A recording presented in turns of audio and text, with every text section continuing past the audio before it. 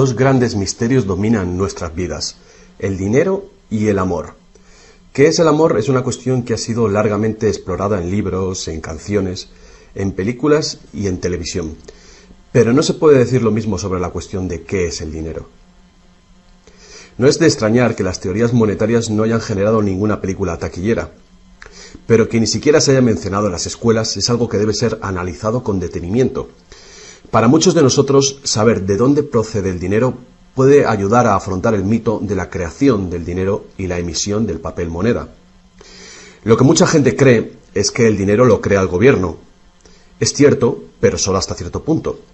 Estos metales y papeles que generalmente asociamos al dinero son, en realidad, creados por una agencia ligada al gobierno federal, llamada la Casa de la Moneda. Pero la mayor parte del dinero no es creado por ella, sino que lo crean en grandes cantidades cada día corporaciones privadas conocidas como bancos.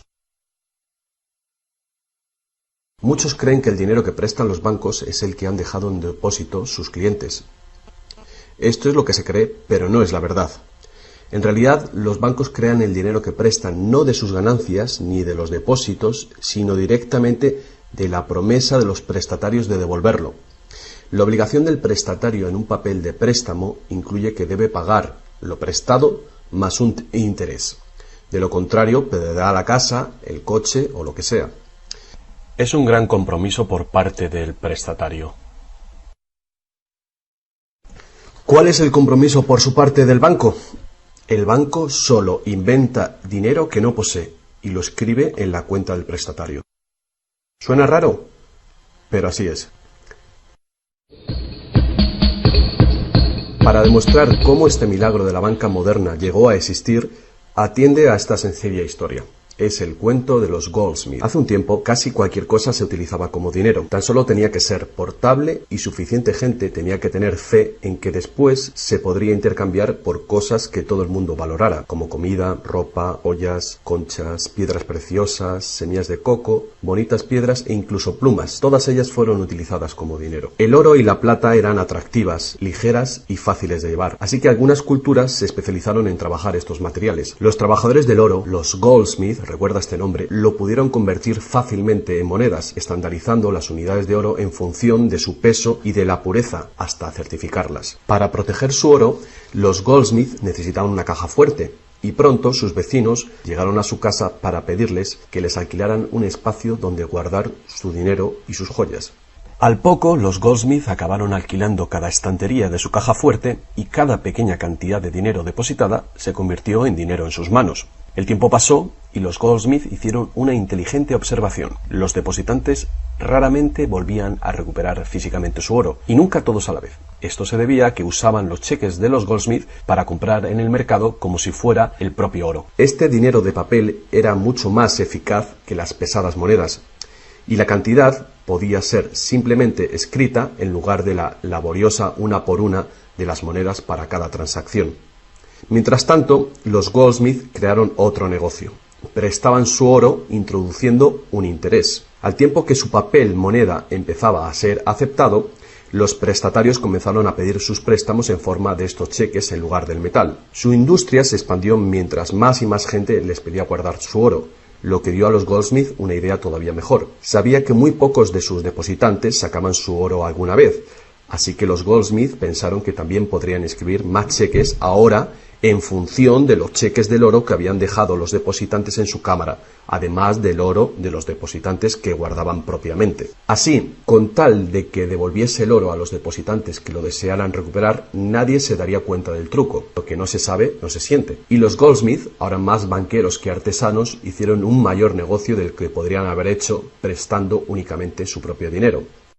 Durante años se hicieron un beneficio secreto fabuloso, con los intereses de los depósitos de todos sus vecinos.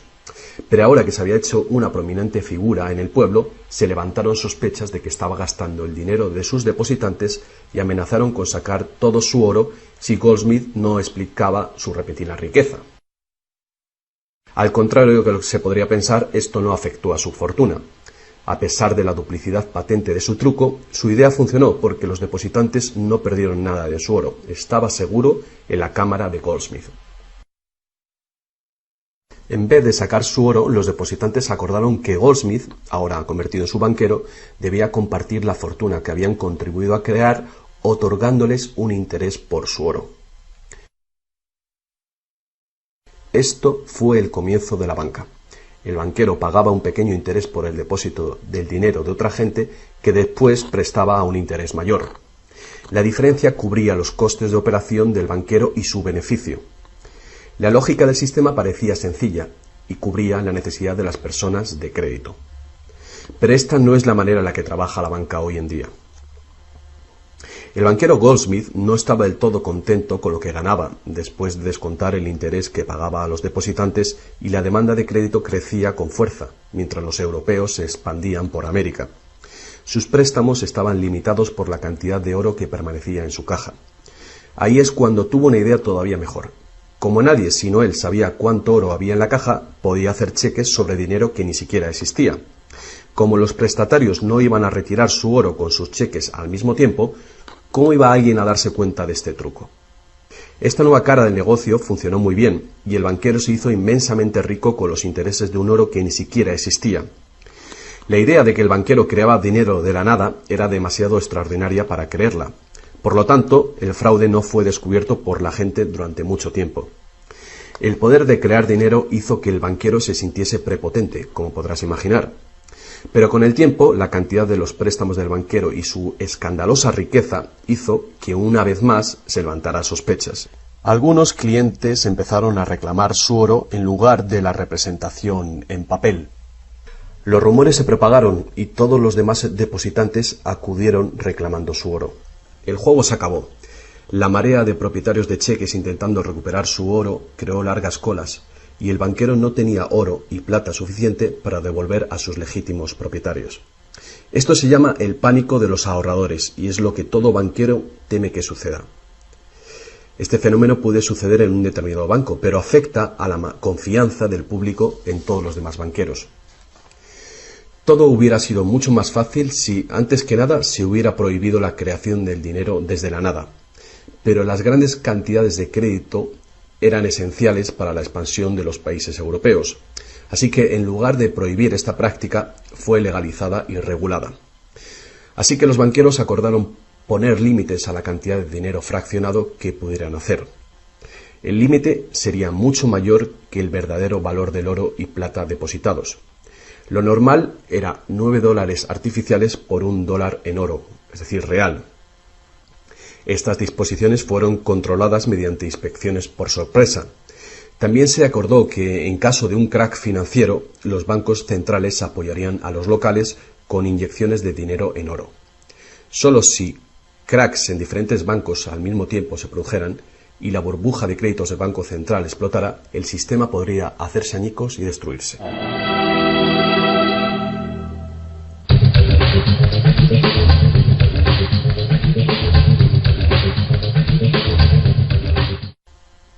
A lo largo de los años, el dinero fraccionado y su sistema integrado por un banco central regulador se ha convertido en el sistema bancario dirigente del mundo. Al mismo tiempo, el sistema fraccional del oro apoyando al dinero como deuda ha desaparecido. La naturaleza básica del dinero ha cambiado. En el pasado, el billete de dólar era un recibo que te permitía cambiarlo por una cantidad de oro o plata determinadas. Ahora, un billete o dólar digital solo puede ser cambiado por otro billete o dólar digital. En el pasado, el crédito creado por los bancos privados solo existía en la forma de billetes de banco que la gente podía rehusar, como ahora se pueden rehusar otros cheques privados. En el presente, el crédito creado por bancos privados está legalmente aprobado que se convierta por dinero de flujo legal, es decir, los dólares, euros o libras que usualmente creemos que es dinero. El dinero de confianza, es decir, el fiat money, es dinero creado por decreto del gobierno y la ley afirma que el público debe aceptar este dinero para todo tipo de deudas, o si no, los tribunales no considerarán la obligación de pagar esa deuda. Así que ahora la cuestión es, si tanto los bancos como los gobiernos pueden crear dinero, entonces, ¿cuánto dinero existe? Antes, la cantidad total de dinero en existencia estaba limitada por la cantidad y cualidad física de esa cosa usada como dinero. Por ejemplo, para crear dinero en oro o en plata, se debía extraer una cierta cantidad de estos metales de las minas. En el presente, el dinero es literalmente creado como deuda. Se crea nuevo dinero cada vez que una persona toma un préstamo de un banco. Como resultado, el montante total del dinero que puede ser creado solo tiene un límite: el nivel total de la deuda.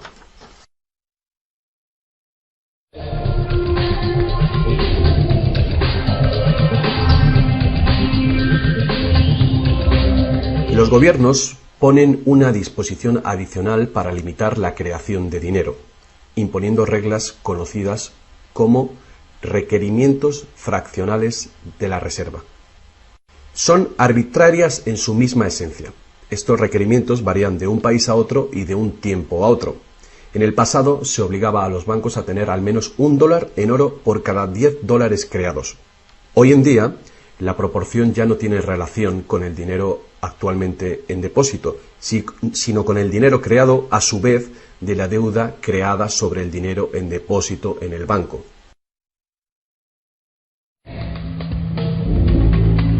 Actualmente, las reservas de un banco consisten de dos cosas: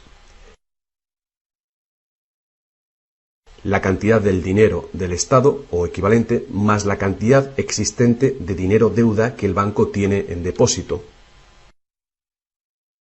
Para ilustrar esto de una manera simple, imaginemos que ha abierto un banco nuevo y todavía no tiene depósitos.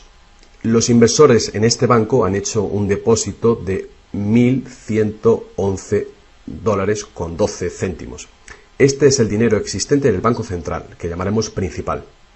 La proporción de dinero en reserva es de 9:1. Paso 1.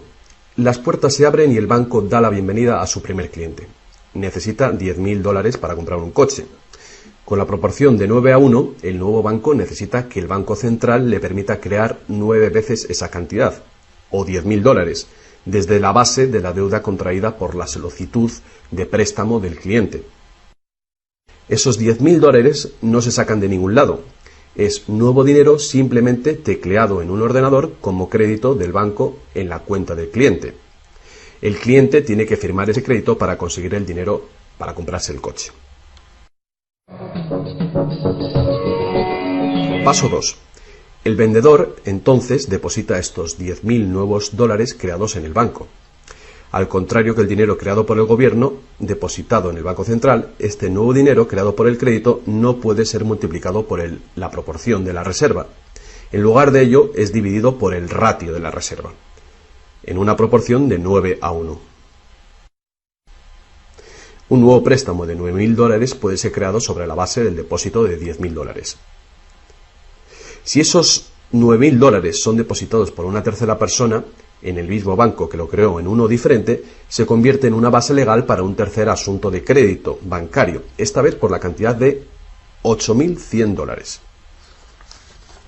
Al igual que con las muñecas rusas, cada nivel contiene un pequeño dólar dentro de otro pequeño dólar. Cada depósito contiene el potencial para otro pequeño crédito en una infinita serie decreciente. Si el dinero del préstamo creado no es depositado en el banco, el proceso se detiene.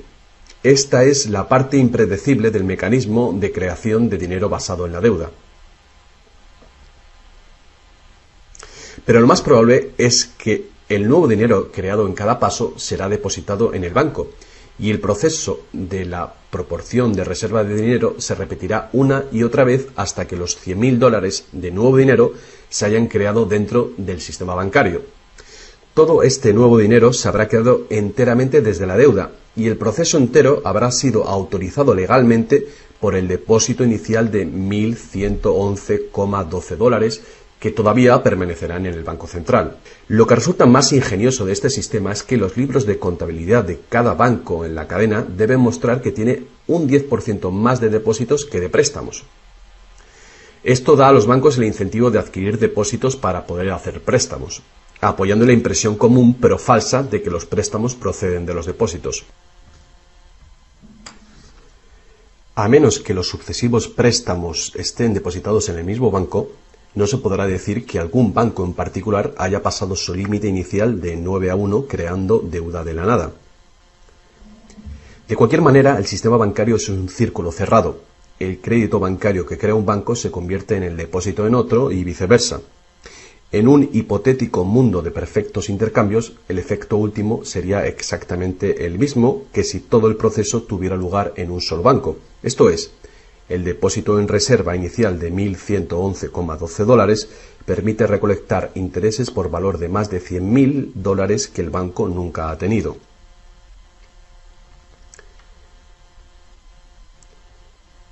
Si esto te resulta extraño, atiende esto. En tiempos recientes, como resultado de la presión de los lobbies bancarios, los requerimientos para hacer un depósito de reserva en el Banco Central prácticamente han desaparecido en la mayoría de los países. Y las proporciones de reserva pueden ser más altas que 9-1. Para algunas cuentas, 20-1 y para otras, 30-1 son comunes. E incluso más recientemente, usando tarifas para los préstamos y así aumentar los ratios de requerimientos de reservas de los clientes, los bancos ahora han encontrado una manera de eludir las limitaciones de los requerimientos de la reserva fraccionaria por completo. Así que cuando las reglas son complejas, el sentido común real es bastante simple. Los bancos pueden crear tanto dinero como nosotros podemos pedir prestado.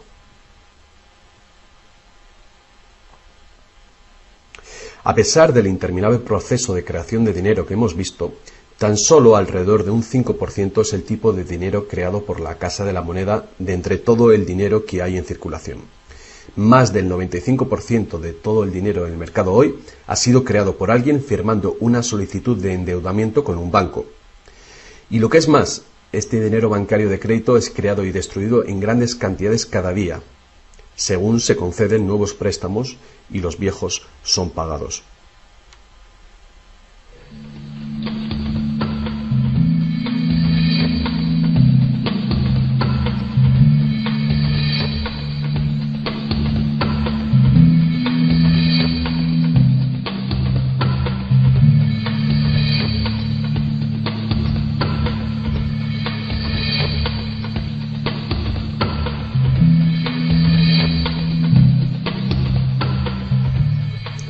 Los bancos solo pueden ejecutar este sistema del dinero con la participación activa del gobierno. Primero, porque los gobiernos emiten leyes de divisas para hacer legal la moneda de confianza nacional, el fiat money. Segundo, porque los gobiernos permiten créditos privados para que sean pagados en esta moneda de curso legal. Y tercero, porque los tribunales estatales dan vigor a las deudas.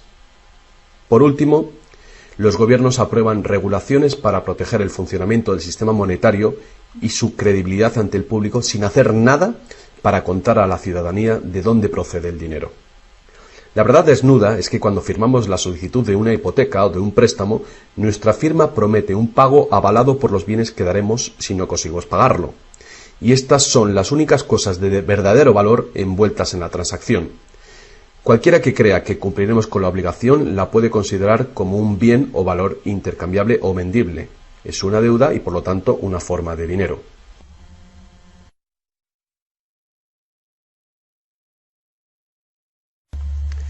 Es el dinero que el prestatario intercambia por lo que el banquero llama préstamo. Así que un préstamo en el mundo real quiere decir que el prestamista debe tener algo que prestar. Si tú necesitas un martillo, prestarte la promesa de un martillo que no existe no te va a servir para nada. Pero en el artificial mundo del dinero, un banco promete prestar un dinero que no tiene y se le permite que sea aceptado como dinero. Y nosotros lo aceptamos así.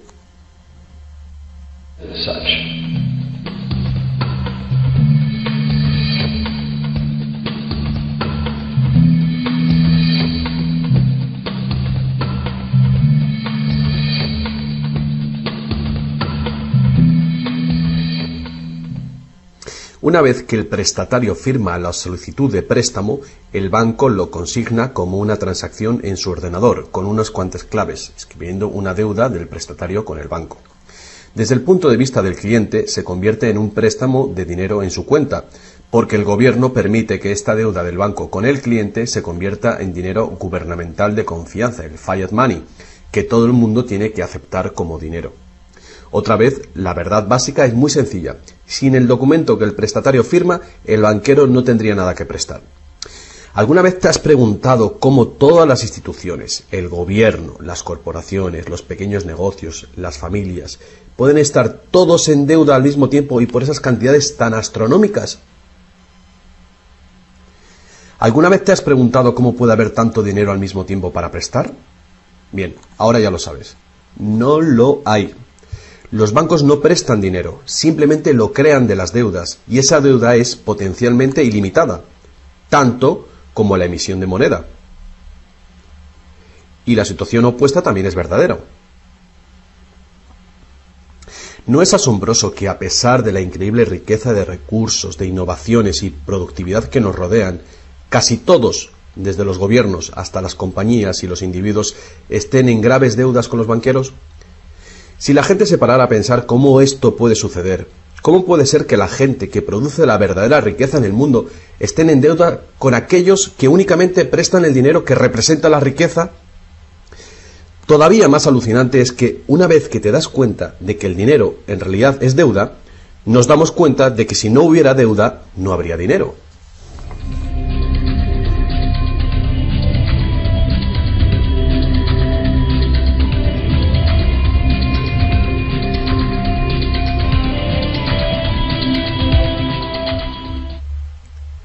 Si esto es nuevo para ti, no eres el único.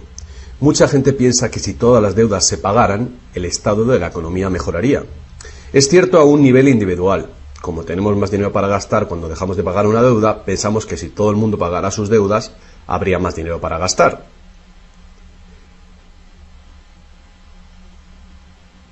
Pero la verdad es justamente la contraria. No habría dinero de ningún tipo. Así es. Somos totalmente dependientes de renovar continuamente el nivel de crédito bancario para que haya dinero en existencia. Sin préstamos no hay dinero, que fue justamente lo que pasó durante la Gran Depresión en Estados Unidos. El suministro de dinero se cortó drásticamente, al tiempo que los suministros de préstamos se cortaban.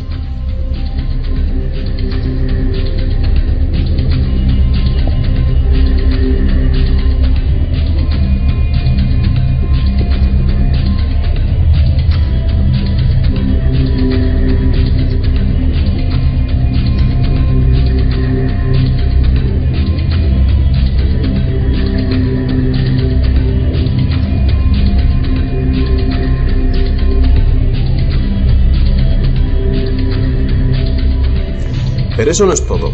Los bancos solo crean la cantidad del dinero principal. No crean el dinero con el que pagar los intereses. ¿De dónde se supone que viene todo este dinero? El único lugar del cual los prestatarios pueden obtener el dinero para pagar los intereses es del total del dinero que hay en circulación. Pero resulta que casi todo ese dinero general ha sido creado de la misma manera. Es decir, como crédito bancario que tiene que ser pagado con más dinero de aquel con el que fue creado. Así que por todas partes hay prestatarios en la misma situación, intentando obtener el dinero para pagar tanto el dinero principal como el interés. Desde un fondo original, la piscina, que solo tiene dinero principal, es claramente imposible para cada uno pagar el dinero principal más los intereses, porque el dinero del interés no existe. Esto se puede expresar con una simple ecuación matemática. El gran problema aquí es que en caso de préstamos de largo plazo como hipotecas y deuda pública, el interés total excede mucho al dinero principal. Así que, a menos que un montón de nuevo dinero sea creado para pagar los intereses, es decir, un gran número de nuevas hipotecas, no podrá funcionar la economía. Para mantener una sociedad que funcione, la proporción de cancelaciones de deudas tiene que ser baja. Así que para conseguir esto, más y más dinero deuda tiene que ser creado para satisfacer la demanda de dinero con el fin de servir el interés de la deuda previa. Pero por supuesto, esto hace que el nivel de la deuda sea todavía mayor y que más intereses tengan que ser pagados, resultando en una escalable e imparable espiral de endeudamiento.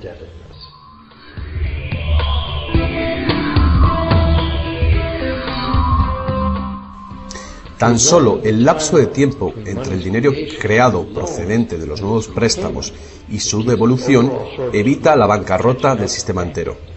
De cualquier manera, el increíble monstruo del crédito que se hace más y más grande necesita que se cree más y más dinero de deuda para alimentar el sistema y cada vez se hace más urgente. ¿Por qué los intereses son tan bajos? ¿Pueden los intereses bajar más? ¿Por qué nos ofrecen insistentemente tarjetas de crédito en el correo? ¿Por qué el gobierno americano gasta más rápido que nunca? ¿Es posible que el sistema colapse por completo y con él el sistema monetario? Las personas racionales deben preguntarse, ¿se puede sostener esto indefinidamente? ¿No es inevitable el colapso?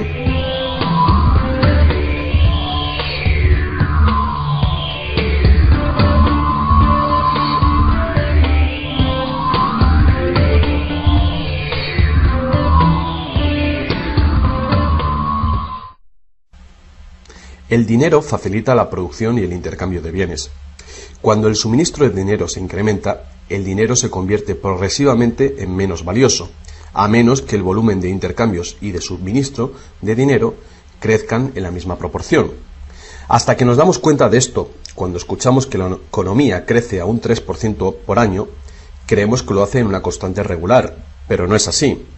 El 3% de este año representa un 3% más de intercambio de bienes y servicios que hace un año, porque es un 3% del nuevo total.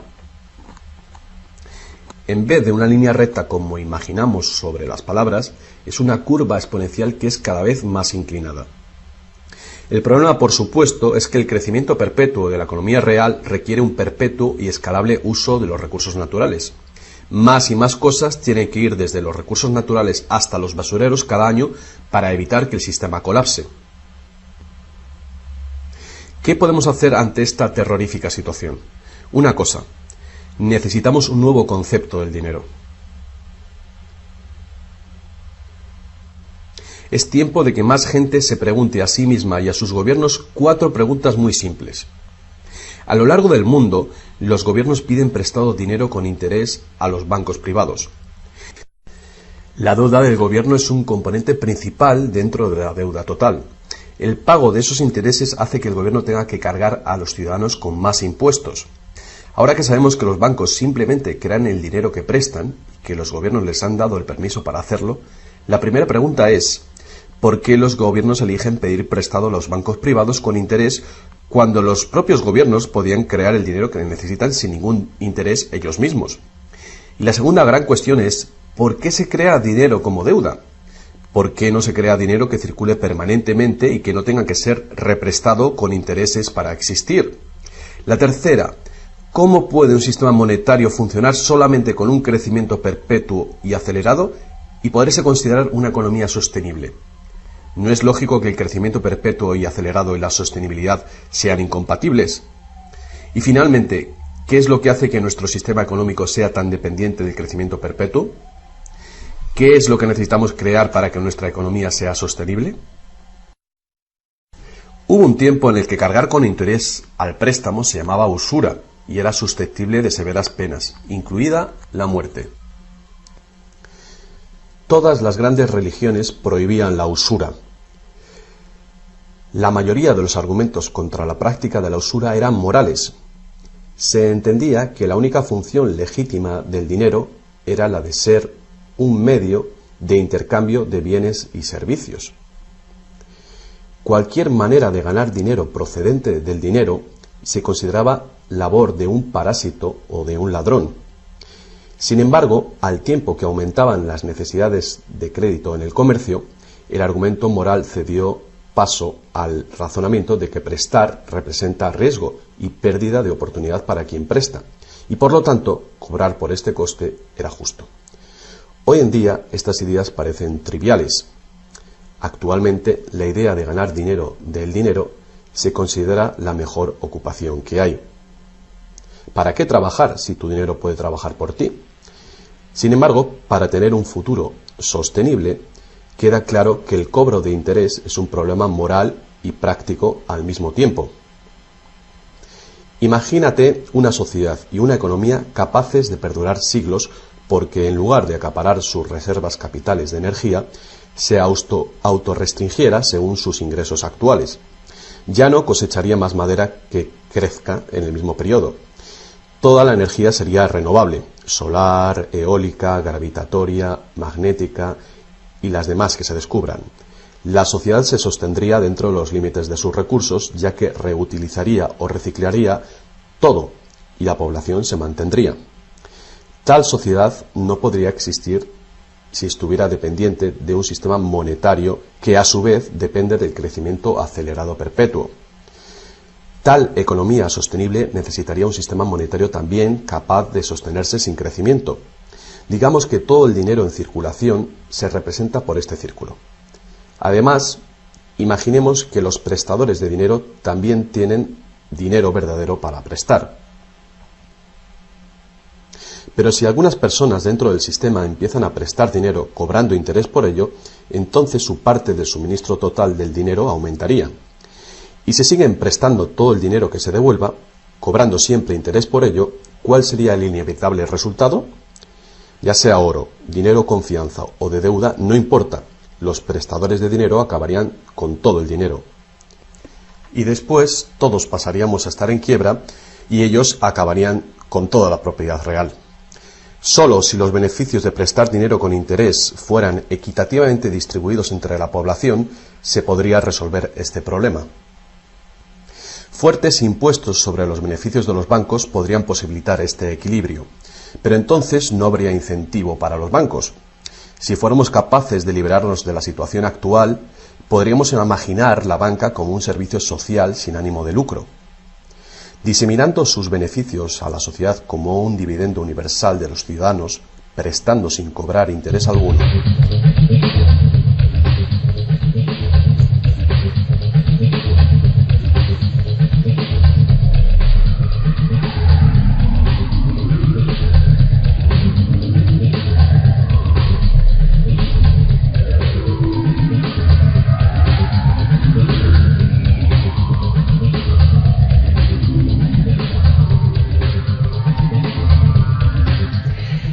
Si es la naturaleza fundamental del sistema lo que causa los problemas, correcciones al propio sistema jamás resolverán los problemas.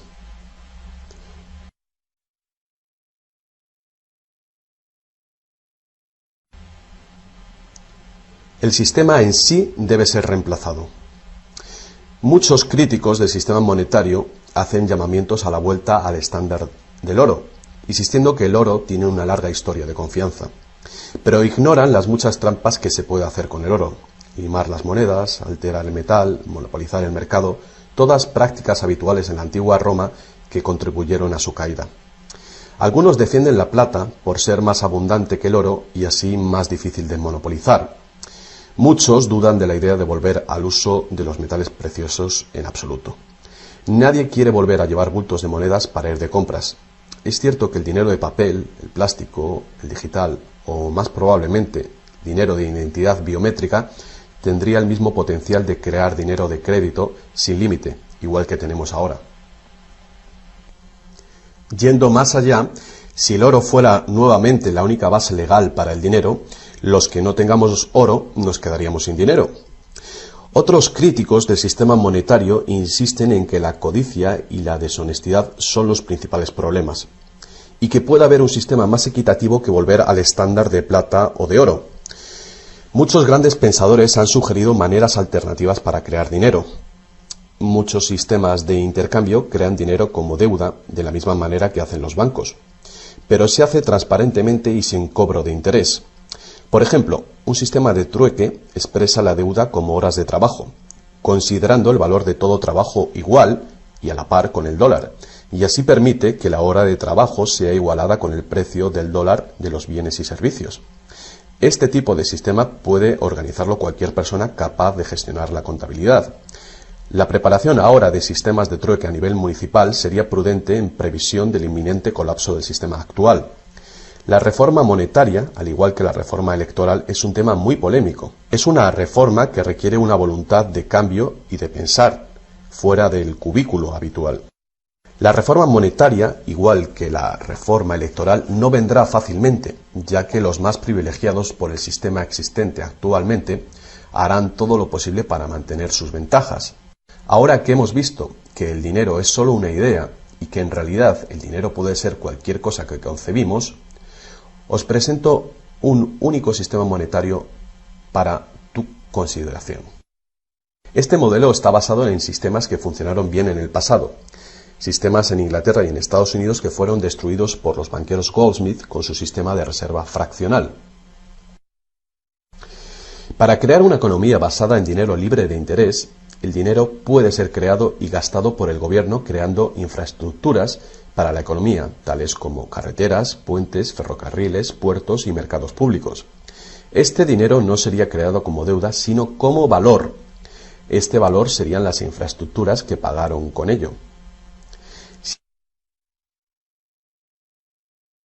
Si este nuevo dinero proporciona más comercio, requiriendo su uso, no produciría inflación alguna.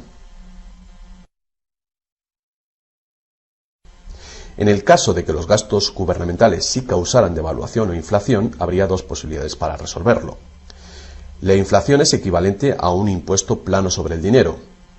No importa si el valor del dinero se devalúa en un 20% o si el gobierno nos quita con impuestos un 20%. El efecto en nuestro poder adquisitivo es el mismo. De esta manera, la inflación, en lugar de impuestos, podría ser políticamente aceptable con tal de que sea debidamente empleada. El gobierno podría contrarrestar la inflación recaudando impuestos y eliminando este dinero del mercado. Así reduciría el suministro de dinero y restauraría su valor. Para controlar la deflación, la caída de precios y sueldos, el gobierno sencillamente gastaría más dinero.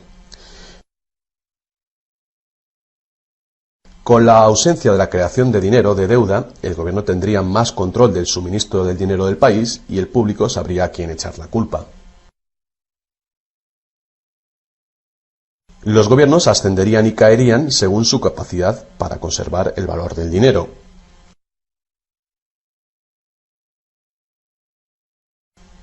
El gobierno dependería de los impuestos como ahora, pero los impuestos llegarían mucho más lejos, ya que ninguna parte de ellos se gastaría en pagar intereses a los banqueros. No podría haber ninguna deuda nacional si el gobierno sencillamente creara el dinero que necesita. Nuestro perpetuo servicio a los bancos pagando la deuda dejaría de existir.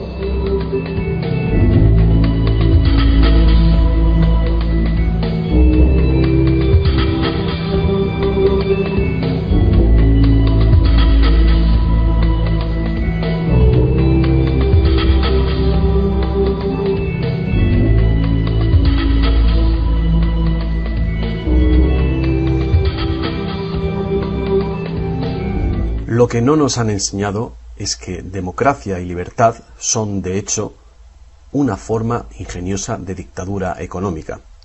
Mientras toda nuestra sociedad dependa de un suministro de crédito bancario para sus necesidades monetarias, los banqueros serán quienes deciden quién tendrá el dinero que se necesita y quién no. And who doesn't.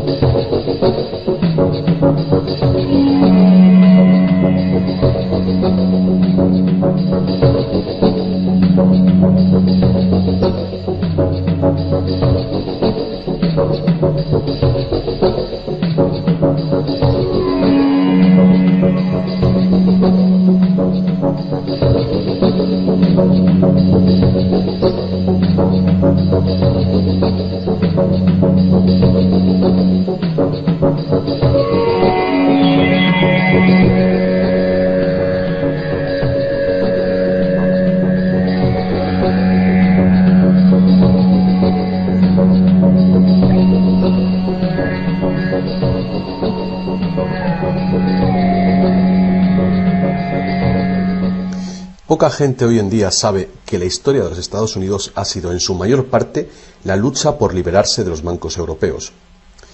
Esta lucha llegó a su fin en el año 1913, cuando el presidente Wilson ratificó el Acta de la Reserva Federal, permitiendo así al cártel de banqueros internacionales controlar el dinero de Estados Unidos.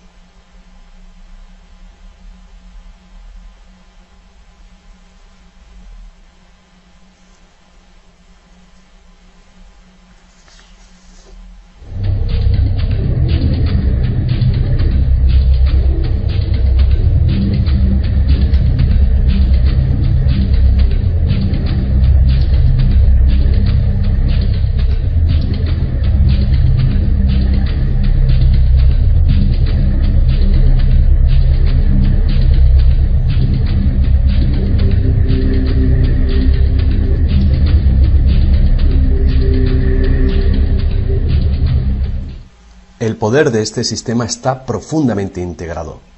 También lo está el silencio del tema entre los medios de información y en la educación. Hace años, un primer ministro canadiense hizo una encuesta entre centenares de personas, no economistas, especialistas altamente formados y personas de a pie. La encuesta reveló que ni un solo encuestado tenía un conocimiento preciso de cómo se crea el dinero. De hecho, descubrió que hasta los empleados bancarios ni siquiera habían contemplado alguna vez el asunto. ¿Y tú? Have you?